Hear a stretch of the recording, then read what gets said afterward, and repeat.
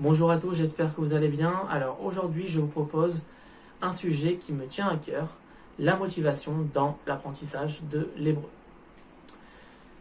Lorsque l'on apprend une langue, en règle générale, cela nécessite de la régularité. En effet, au tout début, quand on apprend une langue, on est tout feu tout flamme. Puis, par la suite, on peut ressentir une baisse de motivation pour diverses raisons. Donc pour vous aider, je vous propose ici une méthode, la méthode SMART. En quoi consiste cette méthode? Alors ce qui est intéressant dans cette méthode est qu'elle permet de formuler un objectif de manière claire et simple afin que cet objectif ait le plus de chances d'être atteint. En réalité, SMART, c'est un acronyme. Chaque lettre de cet acronyme reprend un critère précis. Et donc, pour que cette méthode SMART fonctionne, il faut que l'objectif soit spécifique, mesurable, atteignable, réalisable et enfin temporellement défini.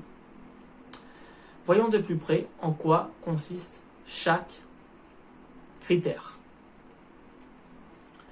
Premier critère, il faut que votre objectif soit spécifique. La première étape est de définir un objectif spécifique, c'est-à-dire précis, concret. Votre objectif est-il clairement défini? Que souhaitez-vous atteindre dans votre apprentissage de l'hébreu? Si vous n'avez pas d'objectif précis, vous risquez par la suite d'être moins motivé dans votre apprentissage.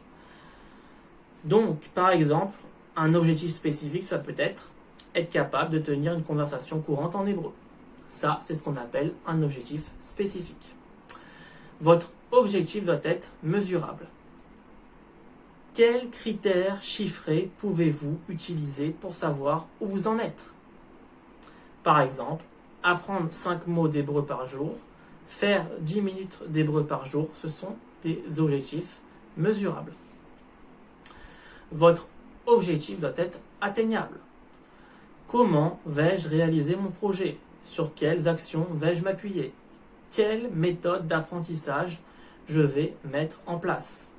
Quelles ressources je vais utiliser?